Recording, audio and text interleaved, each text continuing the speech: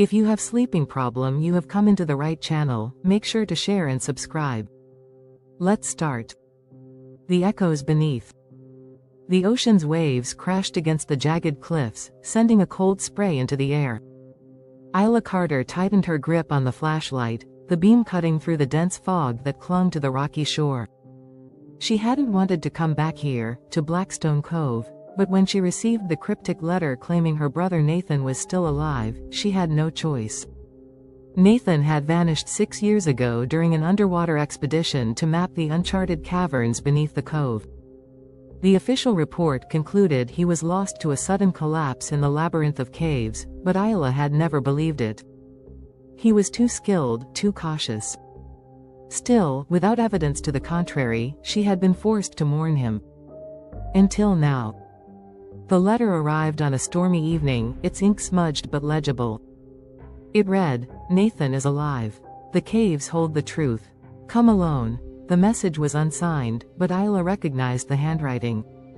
It was Nathan's. Now, standing on the precipice of the cove, Isla felt the weight of the past pressing down on her. She looked down at the narrow path leading to the entrance of the main cave.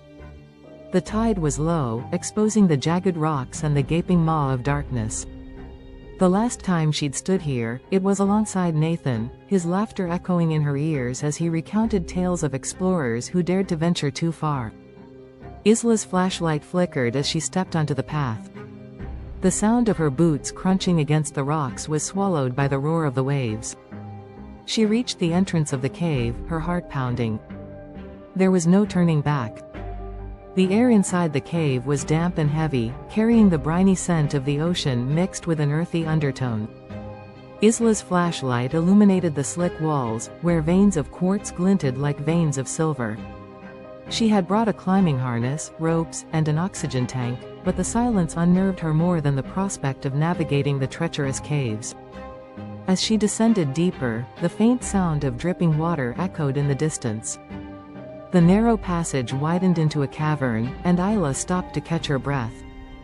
Her eyes caught something strange etched into the walls, symbols and patterns that looked almost like writing, but not in any language she recognized. She ran her fingers over the carvings, feeling the grooves as if they carried some hidden meaning. Then she heard it, a low, mournful cry, reverberating through the cavern. "Nathan?" Isla called out, her voice trembling. She swung the flashlight around, its beam slicing through the shadows, but there was no one there. The cry came again, this time closer, and Isla's pulse quickened. It wasn't an animal's sound. It was human. "Nathan, is that you?" She tried again, stepping forward cautiously. Her foot slipped on the damp rock, and she caught herself against the wall. The cry had stopped, replaced by an oppressive silence. Just as she began to question her sanity, the beam of her flashlight fell on an object half buried in the sediment, a dive mask. Nathan's dive mask. Clutching the mask, Isla's mind raced. The glass was cracked, and the straps were frayed, but it was unmistakably Nathan's. She stuffed it into her bag, the faint hope that her brother might still be alive pushing her forward. The passage narrowed again, forcing Isla to crawl. The walls pressed in on her, and the air grew colder with every inch she advanced. Finally, the tunnel opened into a vast underwater chamber, its surface shimmering faintly in the light of her flashlight. The water was eerily still, reflecting the jagged ceiling like a black mirror. Isla unpacked her oxygen tank and regulator, her hands trembling. She wasn't a professional diver, but Nathan had taught her enough to manage in an emergency. This certainly qualified. She slipped into the freezing water, the cold stealing her breath, and began her descent. The deeper she went, the darker it became. Her flashlight revealed an otherworldly landscape of stalagmites and stalactites, their forms twisted into almost humanoid shapes. As she swam, a faint glow began to illuminate the depths, emanating from fissures in the rock. The glow pulsed like a heartbeat, casting an eerie green hue over everything. It was then that she saw it, a figure in the distance, floating just out of reach. Isla kicked her legs harder, propelling herself toward it. As she drew closer, she realized it was a man in a wetsuit. Her heart leapt. "Nathan," she shouted, though the regulator muffled her voice. But when she reached him, she froze. The man turned, and his face, or what was left of it, was a grotesque mask of decay. His empty eye sockets stared through her, and his mouth twisted into a gaping, silent scream. Isla recoiled, her scream lost in a torrent of bubbles. The figure began to move, its limbs jerking unnaturally as it reached for her. Isla kicked away, her heart pounding as she swam toward the surface. But the glowing fissures grew brighter, and the water seemed to pull at her, dragging her deeper into the abyss. Isla clawed at the water, her vision blurring as the pressure in her ears became unbearable. Just as her lungs burned for air, she broke through to a pocket of air in a hidden chamber. Gasping, she clung to a jagged rock, her mind racing to comprehend what she had seen.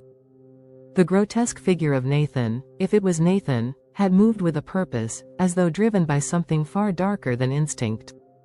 The chamber was unlike anything she had ever seen. Bioluminescent plants clung to the walls, casting an eerie glow over the water. Strange, pulsating growths emerged from the ground, their rhythmic movements matching the beat she'd felt earlier. The walls were lined with more of the symbols she'd seen above, but here they seemed alive, shifting and rearranging themselves as if they were watching her. Isla's breath came in shallow gasps. She knew she couldn't stay here long. The water's glow intensified, and the symbol's movement quickened, drawing her attention to a narrow tunnel leading further into the unknown. From deep within, a faint, rhythmic sound echoed, a sound that sent chills through her. It wasn't just a noise, it was a voice, whispering in a language she couldn't understand. Steeling herself, Isla adjusted her gear and plunged into the tunnel. The walls closed in around her, their glowing veins pulsing like the lifeblood of some ancient being. The whispers grew louder, more insistent, until they became a deafening chorus. Images flashed in her mind, a civilization long forgotten, worshipping something vast and incomprehensible. She saw Nathan among them, his eyes void of life but filled with purpose. When Isla emerged on the other side, she found herself in a massive underwater city. Towering spires of dark stone rose from the seabed, their surfaces covered in the shifting symbols. The whispers quieted, replaced by a deep, resonant hum that seemed to emanate from the largest structure at the city's center. Her flashlight revealed figures moving in the shadows, their forms blending with the darkness. They weren't human, at least, not anymore. Their movements were jerky, as though controlled by unseen strings. Isla's heart raced as she realized they were all converging on her location. Driven by both fear and determination, Isla swam toward the central structure. She needed answers, and she knew that whatever truth lay within this city would either save her brother or condemn them both.